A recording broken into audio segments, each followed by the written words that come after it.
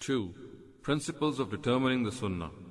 The Sunan have been enumerated in the beginning of this chapter. In the following paragraphs, some of the important principles of determining these Sunan are elaborated upon. The first principle. Only that thing can be a Sunnah which is religious by nature and status. The Quran is absolutely clear that the prophets of Allah were sent to deliver His religion. In their prophetic capacity, the ambit of their thoughts and deeds was only that of religion. Everything besides this was primarily of no concern to them. No doubt, besides the prophetic capacity, there were also Ibrahim ibn Azar, Musa ibn Imran, Isa ibn Maryam, and Muhammad ibn Abdullah in their human capacity. However, in this human capacity, they never asked obedience from their followers. All their demands were confined to their prophetic capacity, and what was given to them in this capacity was religion. And thus, it was only religion whose propagation they were liable to. The Quran says, شَرَعَ لَكُم مِّنَ الدِّينِ مَا وَصَّى بِهِ نُوحًا وَالَّذِي أَوْحَيْنَا إِلَيْكَ وَمَا وَصَّيْنَا بِهِ إِبْرَاهِيمَ وَمُوسَى وَعِيسَى أَنْ أَقِيمُوا الدِّينَ وَلَا تَتَفَرَّقُوا فِيهِ. He has enjoined in you the same religion which He enjoined on Noah, and which we have now revealed to you, which we enjoined on Abraham, Moses, and Jesus, with the assertion, adhere to this religion in your lives, and do not create any divisions in it. Surah number 42, verse 13. Consequently, it is known history that the Prophet Muhammad ﷺ used weapons like swords and arrows in wars, traveled on camels, constructed a mosque whose roof was made of stems of palm trees, ate some foods which were customary in the Arab society, and showed his like or dislike for them, wore a certain dress which was in vogue in Arabia, and whose selection also had much to do with his personal taste. However, none of these things can be termed Sunnah, and neither can any man of learning regard them to be Sunnah. At one instance, the Prophet Muhammad ﷺ himself is reported to have said, I am also a human being. When I direct you about something which relates to your religion, take it from me. And when I express my own opinion about something which is outside this affair, then my status in this regard is nothing more than that of a human being. I had conjectured about something. Do not hold me accountable for things which are based on opinion and conjecture. However, if I say something on behalf of God, take it, because I will never forge a lie on God. You very well know about your worldly affairs. The second principle. The Sunnah entirely relates to practical affairs of life. Belief, ideology, history, occasions of revelation, and other similar things do not fall in its sphere. In the Arabic language, Sunnah means the trodden path. The way the Almighty dealt with peoples to whom His messengers were sent by rewarding or punishing these people is called Sunnatullah by the Quran. Consequently, the word Sunnah cannot be applied to things such as faith, and nothing which relates to theoretical knowledge can be regarded as Sunnah. Its ambit is practical things, and everything that does not fall in this ambit cannot be called Sunnah. The third principle. The third principle is that even things which belong to the practical sphere cannot be regarded Sunnah if they are initiated by the Quran. It is known that the Prophet Muhammad ﷺ had amputated the hands of thieves, flogged criminals of adultery, stoned people to death for sexual misconduct, fought with people who deliberately denied the truth. However, all these acts cannot be termed Sunnah. All these are directives initiated by the Quran, and the Prophet Muhammad ﷺ merely followed them.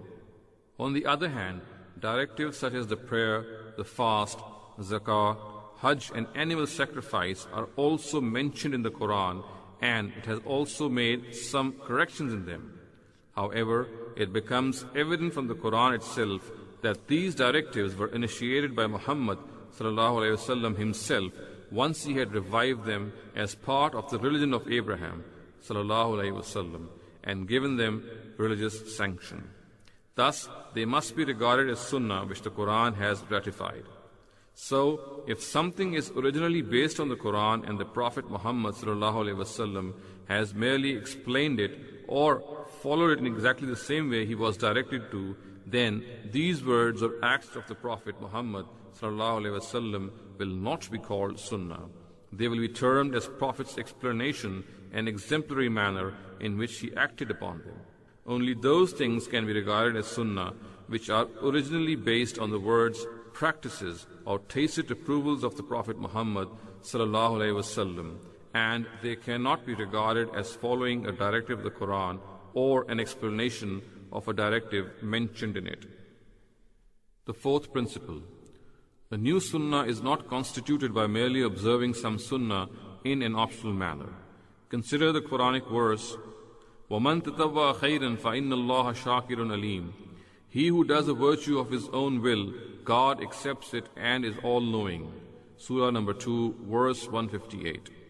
We know that the Prophet Muhammad ﷺ, while obeying this Quranic directive, offered optional prayers besides the obligatory ones, fasted optionally besides the obligatory fasts of Ramadan, offered animal sacrifice at instances in which it was not obligatory. However, none of these optional acts of worship constitute a new Sunnah. The way the Prophet Muhammad ﷺ showed diligence in worshipping over and above what was required of him can definitely be termed as a good example that he set for his followers. However, it cannot be regarded as an independent Sunnah. Similar is the case of doing some deed of religion in its most ultimate and perfect form. The wudu and ghusl of the Prophet Muhammad ﷺ are two very good examples that can be presented in this regard. The way the Prophet Muhammad ﷺ went about doing these does not constitute any independent or original deed that they may be regarded as another Sunnah. He has in fact tried to obey an original Sunnah in its most complete and perfect form. Hence, they shall be regarded as the exemplary form in which he acted upon a Sunnah, and not regarded as an independent Sunnah. The fifth principle: things which merely state some aspects of human nature cannot be regarded as Sunnah, except if the prophets of God have made any of them an essential part of religion. Beasts having canine teeth, wild birds having claws, and tame donkeys have been prohibited by the Prophet. However, this prohibition is only a delineation of human nature. Hence, this prohibition cannot be termed as Sunnah. Early in this chapter, while discussing the principles of understanding the Quran, it has been reasoned out in the subsection Hadith and the Quran, found in the section The Final Authority, that after the prohibition of certain food items mentioned in the Quran, this is a mere delineation of human nature. Man inherently knows that lions, tigers, and elephants are not meant to be eaten.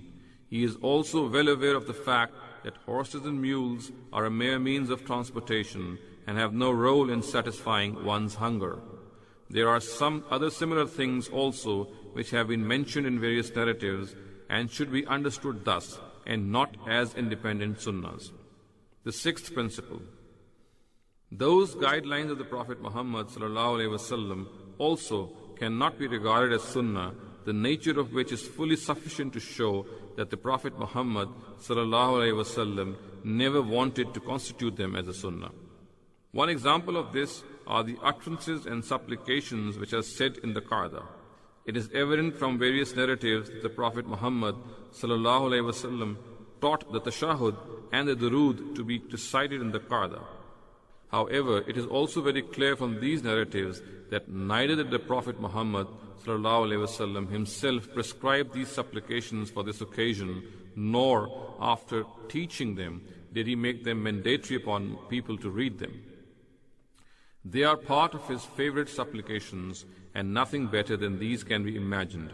However, in this regard, his own attitude shows that he did not want to bind people in any way. He in fact wanted to give them the option to either read the supplications which he taught them or read some others to invoke the Almighty. Thus, the only thing that is Sunnah in this regard is that one must sit in the Qarda position in the second and the last rakat of the prayer. Other than this, no other thing is Sunnah in this affair. The seventh principle. Just as the Quran is not validated through Khabar Wahid, the Sunnah is also not validated through it. The Sunnah is an independent source of religion. The Prophet Muhammad ﷺ was liable to communicate it with great care and diligence in its original form and in a manner that would render it certain. It was not left to a person's choice to communicate it further, as is the case of a Khabar Wahid. Consequently, the source of the Sunnah is the consensus of the Ummah, just as the source of the Quran is the consensus of the Ummah. Just as the Quran has been transmitted to the Ummah by the consensus and verbal perpetuation of the companions of the Prophet Muhammad ﷺ, the Sunnah is transmitted to the Ummah by their consensus and their practical perpetuation. Less than this extent of validation, the Quran and Sunnah cannot be accepted. Only the ahadith which depict the exemplary personality of the Prophet Muhammad ﷺ, or which contain his explanation, are transmitted through lesser means of validation. These are the seven principles of determining the Sunnah. If what has been transmitted to the Ummah by the Prophet Muhammad ﷺ, other than the Quran, is deliberated upon in the light of these principles, the Sunnah, like the Quran, can be determined with absolute certainty. 3. Principles of understanding the Hadith. Ahadith, which is a plural of the word Hadith, are narratives which record the words, deeds, and tacit approvals of the Prophet Muhammad ﷺ. They are mostly akhbar-e ahad, which means isolate reports. It is absolutely evident that they do not add to the contents of religion stated in the Quran and Sunnah. In technical terms, they do not add any article of faith or any deed to religion.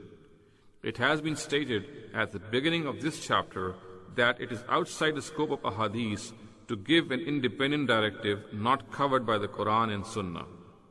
However, this is also a reality that the Hadith literature is the largest and the most important source which records the biography, history, and the exemplary life of the Prophet Muhammad ﷺ, as well as his invaluable explanations of various issues of religion.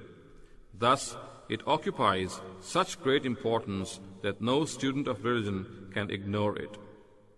It is because of this importance of Hadith that it is essential to know the principles which help us in understanding them. Before elaborating on these principles, we will first take a look at the grounds on the basis of which a Hadith is accepted or rejected. The first of these is the chain of narration. It is the chain of narration of a narrative which makes it a Hadith that can be attributed to the Prophet Muhammad ﷺ. In addition to any hidden flaws in the chain of narration of a Hadith called ilal, the probity of the narrators or adl, their grasp and memory or dhabt, and their contemporaneousness or ittisal are the three standards which should be kept in consideration in the light of the material which the scholars of Hadith have painstakingly made available. This is the standard which the scholars of Hadith have put forth for the examination of the chain of narration of a Hadith, and is so sound that no addition can be made to it, nor anything taken away from it. Since attributing something suspect to the Prophet Muhammad ﷺ can be of severe consequences in this world and in that to come, it is necessary to apply this standard without any lenience and with absolute impartiality to every narrative ascribed to him. Only those narratives should be considered acceptable which fully conform to this standard. Thus, no narrative attributed to the Prophet Muhammad ﷺ, even if found in primary works as the Al-Jami' As-Sahih of Imam Bukhari, Al-Jami' As-Sahih of Imam Muslim, and the Al-Mu'atta of Imam Malik, can be accepted without application of this standard.